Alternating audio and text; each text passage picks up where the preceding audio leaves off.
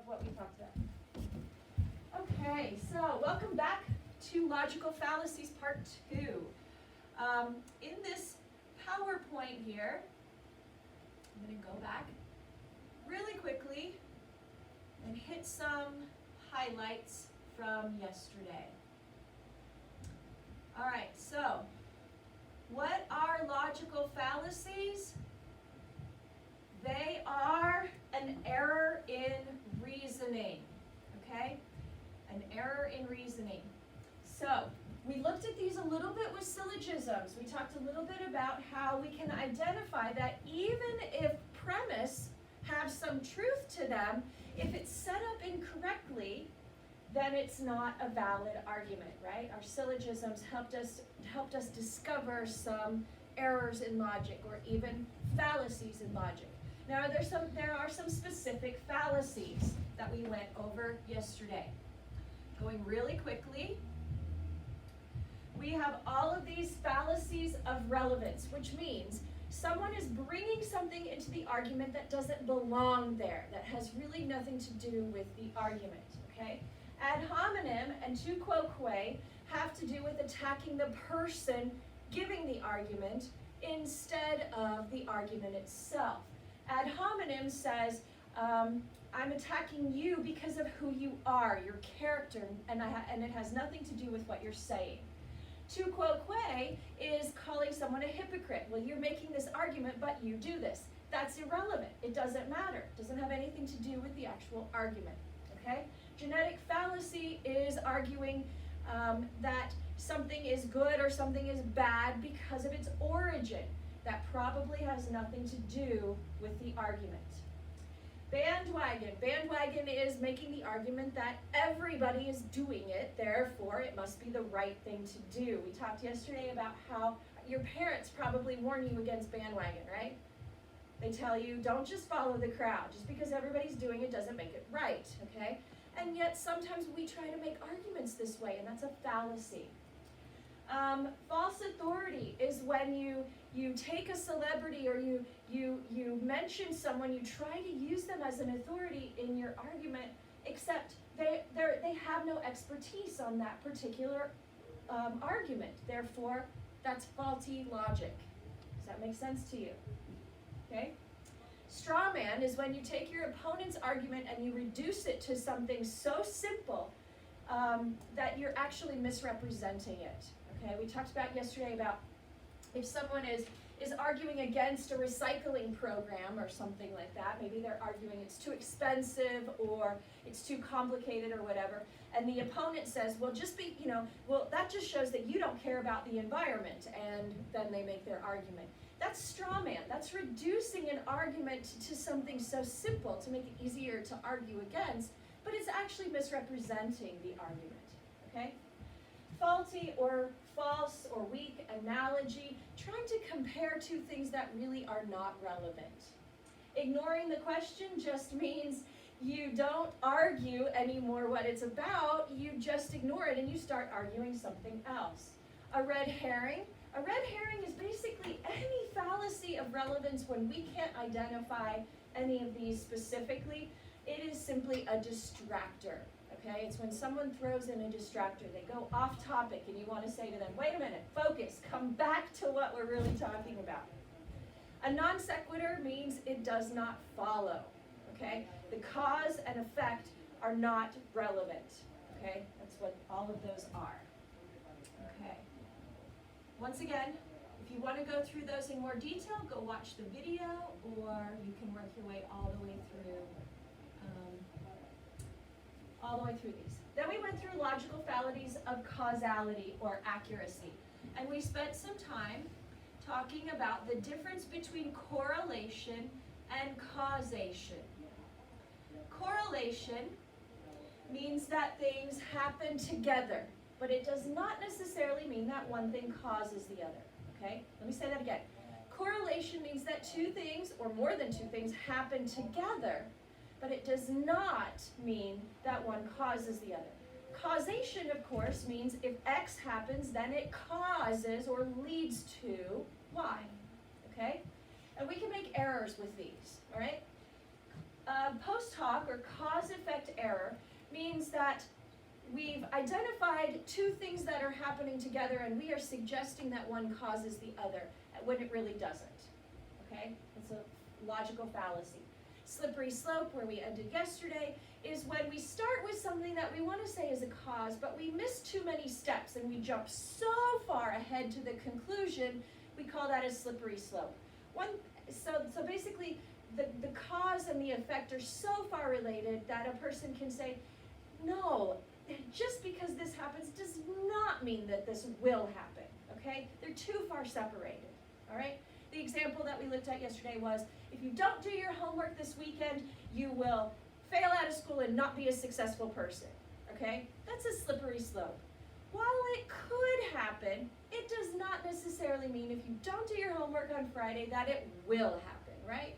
That's just too big of a leap there, all right? So that's how far we got yesterday as a quick review. So today we're going to talk about fallacies of truth, okay? Fallacies of truth, and we've got 4 we're going to look at here. At the very end of this slide, the last 2 slides, you're going to start to practice what you're going to do tomorrow, okay? Which is, there'll be 8 different statements, and we're going to try to figure out what type of logical fallacy they are, okay? Now, as I said also yesterday, I don't expect you to memorize all of these. I really don't, okay? However, you might see them on the multiple choice test, so I want you to at least have heard the idea. Ultimately, what I want you to take away from this is that we have to build our arguments on strong logic, okay? We don't want to commit any of these fallacies, okay? But I also do want you to know that these fallacies have specific names as well, okay? So we have the either-or fallacy, or what we call a false dichotomy. And there's a very famous example of this dichotomy, okay? It is this: if you're not for me, you are against me. Is that always true? Is it just an either-or? No. Someone can say, well, I'm not really for your argument, but that doesn't mean I'm against it either. Okay?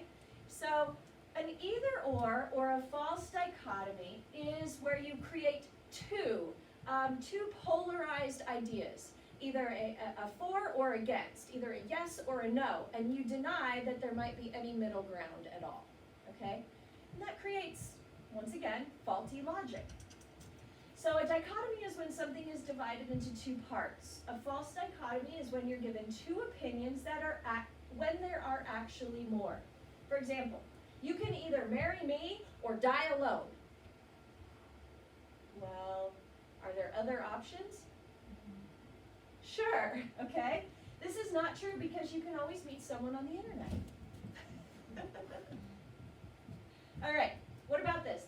Is this a false dichotomy or a true dichotomy? You are either dead or alive. False or true? True. Are there other options besides dead or alive? No, unless you're the living dead, which I would argue don't really exist. Okay? So this one is a true dichotomy, right? You're either alive or you're not alive, right? There are no other options. Okay? What about this one? Oh, you're either one or the other, sorry. How about this one? You are either pregnant or not. Is that a true or a false dichotomy? True. True, right? I mean, there's no like kind of pregnant or something like that, right? There's no such thing, right? You either are pregnant or you're not pregnant, okay? It is a true dichotomy. What about this one? You either like Pepsi or Coke. False. Why is this a false dichotomy? Could you like my son Yeah, could I like both of them? Yeah. Could I like neither of them? Yes. Absolutely, there are more options here, okay? You can hate them both or like them both. All right, next is a hasty generalization. When there is weak or inadequate evidence to support a conclusion, we call that a hasty generalization.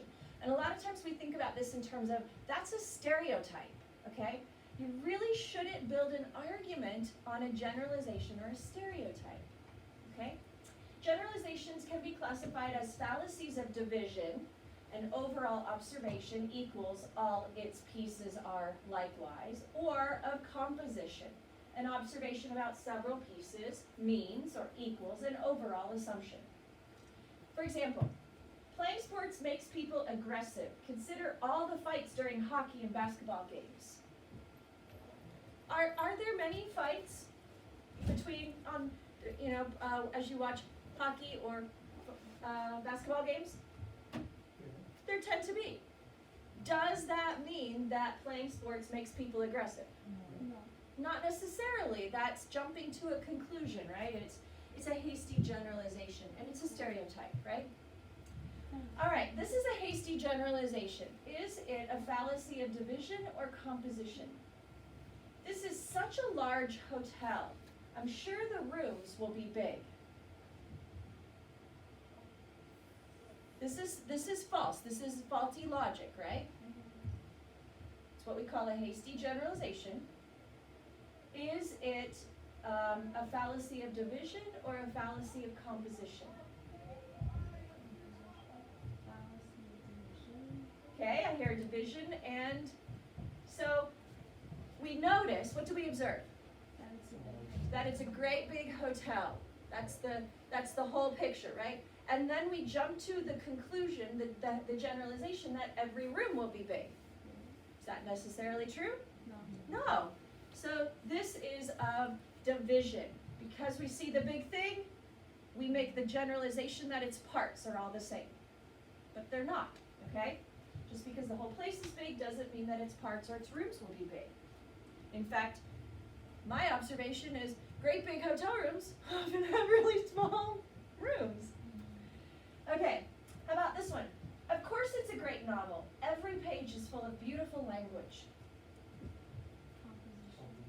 This is a fallacy of composition.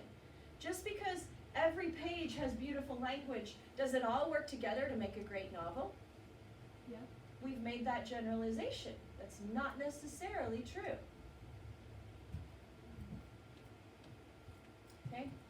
So we need to be careful about these hasty generalizations. Gambler's fallacy. Oh my goodness, you hear about this all the time. Gambler's fallacy. This fallacy rests on a misunderstanding about how statistics work. The gambler's fallacy assumes that the likelihood of an outcome will increase over time when it actually won't. Okay?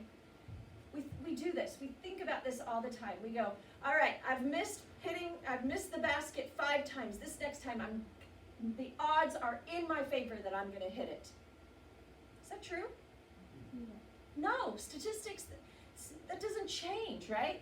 Every time you shoot the basket, you have a 50-50 chance, basically, right? You have the same chance every single time of making it or not making it, okay? For example, we do this with coin flipping. I flipped a coin and I got 5 heads in a row. It's really likely that it will be tails next time. Well, no. Every single time you flip a coin, it's a 50-50 chance. It doesn't change. It doesn't change, okay? And this is, by the way, it's called gambler's fallacy because if you gamble, this is exactly what they want you, the mistake they want you to make. It's exactly what they want you to make, right? But people do it. All right, what do you think? Gambler's fallacy or good statistics? Every day I drive, I am less and less likely to get in an accident because I become more experienced. Is this gambler's fallacy or is this good statistics? You think? Is it true that every day you drive you become more experienced? Yes. So are you actually changing the likelihood each day? It's not the exact same likelihood every day, right? You actually are changing it with your experience here. So this would actually be considered good statistics. Okay? Unless, so this counts, of course, until you get really old, and then maybe you get worse. right? Okay. How about this one? I've missed every basket today. I'm really likely to get one soon. Yeah, we're gamblers. Gambler's fallacy, right? Just because you've missed a bunch does not mean now suddenly that's going to change, okay? This is gambler's fallacy. Now, if the reasoning was because that he was getting better because of practice, that would be different, right? That would be different. So if that was worded differently, maybe this is. If it was worded differently, yes, absolutely. So you can build your argument on the fact that with practice someone gets better at something, sure. But you can't build your argument on this has been happening so much, it's time for this to happen. No, not necessarily. All right, equivocation. Now, you've heard this word before. We talked about it when we did our syllogisms, right? To equivocate means to abuse two words that have the same sound, like a homonym, okay? Equivocation occurs when you treat two words as one to prove your argument inappropriately. For example, a feather is light. What is light cannot be dark, therefore a feather cannot be dark. Is this good logic? No. Even though both premise are right, a feather is light, okay, that's true, right? What is light cannot be dark, okay, that's true. But we're using the word in a figurative and a literal way, right? In two different ways. And so we cannot come up with this conclusion and have it be logically sound. Okay? So, equivocation, when we use words in two different ways to try and prove our point. We saw this with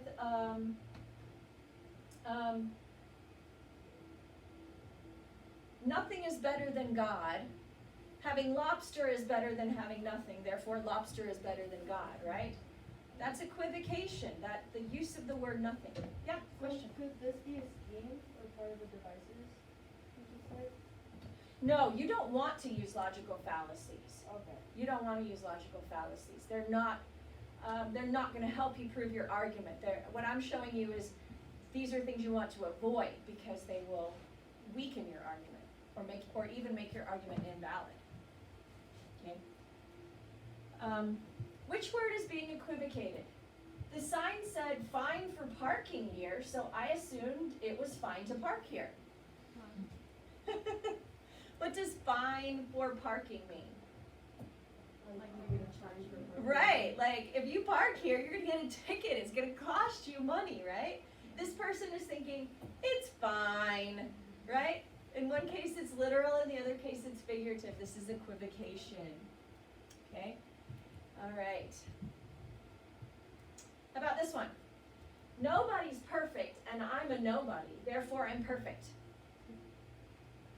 What do you think, Tanina? Which word? It's weird, yeah. Which word is being equivocated? Like, I'm nobody, then for I'm perfect. Okay. So which word are we using in two different ways? Nobody, right? I'm a nobody, meaning I'm nobody special, right? But then nobody's perfect, meaning no person is perfect, right? So here we mean no person, and here we mean not an important person, right? So we're using that word in two different ways. So our logic is faulty here. This is something we don't want to do unless we want someone to laugh at us and go, that's a great joke. You still haven't won the argument. You didn't prove your point, right? You're not perfect, okay? Okay, last one I think we're going to talk about is circular reasoning. Oh, we see this all the time. Try not to do this when you are writing your arguments. Okay. So, we have a premise and a conclusion. Arguments consist of two things. The thing you are trying to prove and the things you say to prove it, right? Your claim, the thing you're trying to prove, and your evidence, right? Your claim and your evidence cannot be the same thing, right? You can't prove something by just saying it again, okay? So, conclusion, what you're trying to prove, premise, the claims you make to prove your conclusion. So consider this idea. Premise 1, all dogs are related to wolves. Bob is a dog. Bob is related to a wolf. Is this good logic? Yeah. Yeah, This is a syllogism, right? And this is true, and if this is true, then this is true. It's set up correctly, okay? What about this one? When there's a red sky at sea, it usually means a storm. There's a red sky at sea. There's probably a storm coming. Is this good logic? Yeah. And especially since I've used words to qualify this, like usually and probably, right? This is pretty good logic here. All right? You guys ever heard that? Red sky at in morning, sailor take warning, red sky at night, sailor delight. This idea that a red sky in the morning often indicates that a storm is coming. If it's a red sky in the evening when the sun is setting, it usually means calm weather. Okay? Now, it's not a hard and fast rule, but we do notice a correlation there. Does it mean that one causes the other? Does the red color cause the storm? No. Okay? All right. Circular reasoning, or sometimes called begging the question, is when your conclusion doesn't prove anything new because the premise already assumes it is true. In other words, your premises are every bit as controversial as the conclusion you're advocating. You should exercise because it's good for you. This basically says you should exercise because you should exercise. Does this prove why you should exercise? No, not really, okay? There's no real evidence there. And sometimes students, when they're writing their arguments, get so vague that it's almost just like repeating what you're saying instead of actually offering evidence. Circular reasoning. You can't give me a C, I'm an A student. Why is that circular reasoning?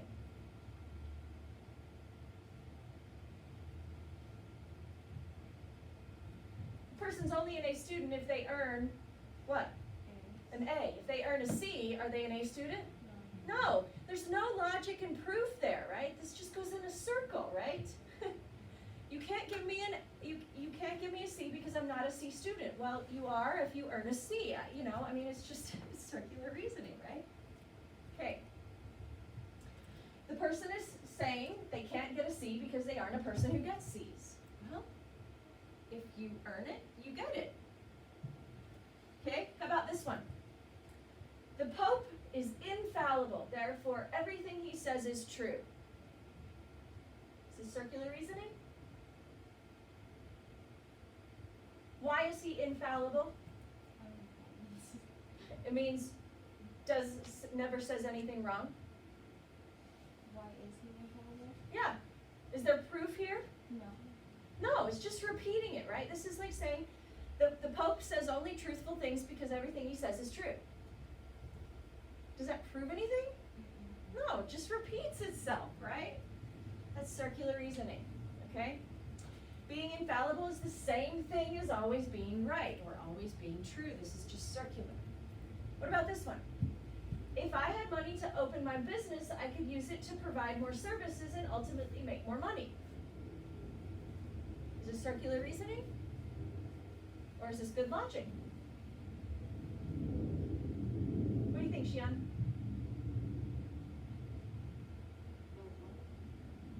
What you doing?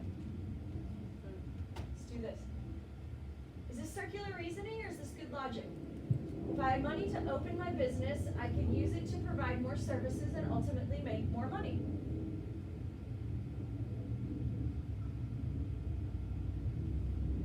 What do you think, Shania? Is this good logic or circular reasoning?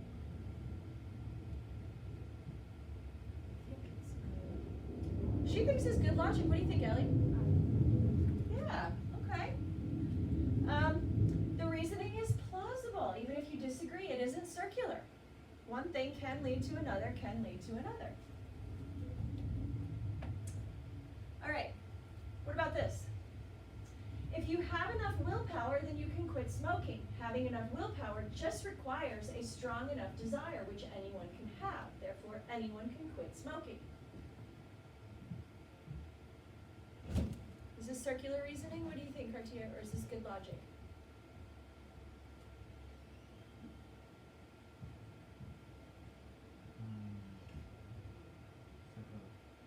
is circular. What do you think, Jalen? He agrees. You guys are right, okay?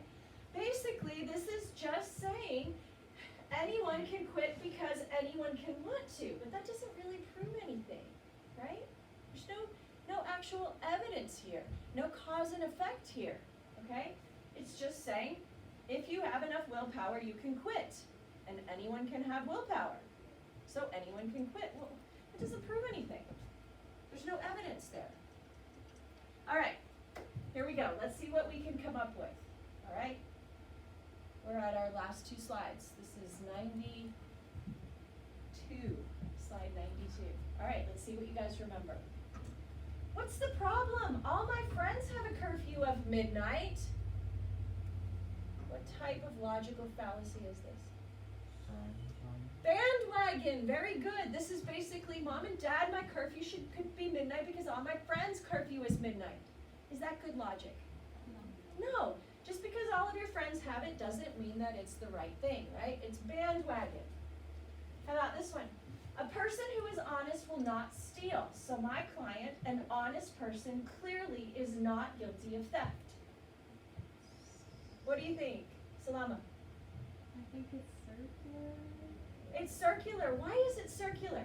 Because it's not really giving a point of just because your person is honest doesn't mean they're not guilty. Okay. Yeah, this is simply saying I define an honest person as someone who doesn't steal, and my client is an honest person, therefore he doesn't steal. Well, there's no proof that he didn't steal or that he's an honest person, right? You're just saying the same thing over again. How about this one? Her economic plan is impressive, but remember, this is a woman who spent 6 weeks at the Betty Ford Center getting treatment for alcoholism. There's a mistaken logic here. What do you think it is, Jalen? Think you know, Ellie? Is it the one that is like your character? Yes, attacking the character. Anybody remember what that one's called?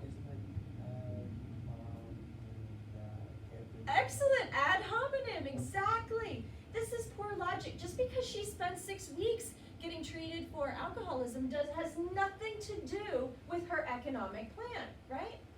This is about her character. This is about her plan, right?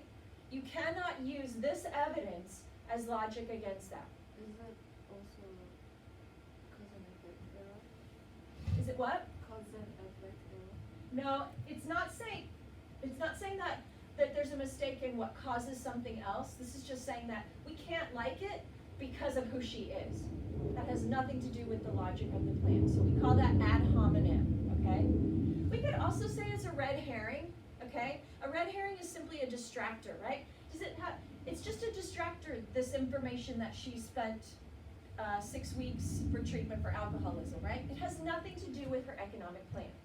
Okay, number 4. If we outlaw guns, only outlaws will have guns. What do you think, Lily? What do you think's the problem here? I forgot the name of it, but they're using like outlaws in 2 separate ways. Right, using the word outlaws in 2 different ways. Anybody remember what that is? It's that E word that I taught you before.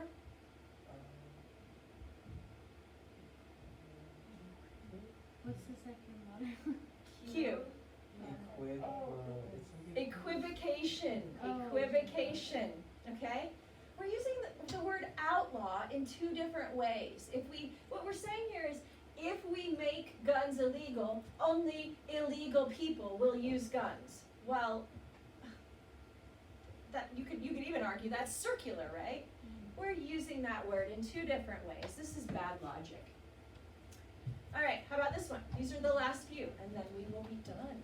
Okay? Number 5. Since Mayor X has been in office, our city has had a balanced budget. If he were governor, the state would have a balanced budget.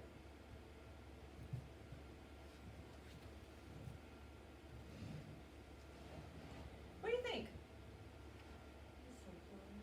You think it's circular? It's not really circular. I'm not saying the same thing. Is it cause and effect? Well, it's not really saying that the cause and effect here is okay, right? Since he's been in office, our city has had a balanced budget.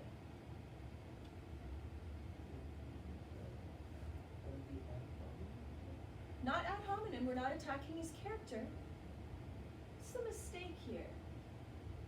What does it mean by if he were governor? So,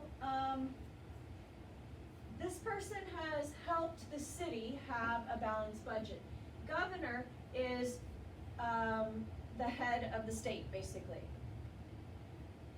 Yeah, but if he was elected, has been in the office, this, never mind, Okay? This would maybe be a hasty generalization, or possibly even gambler's fallacy, that either or problem.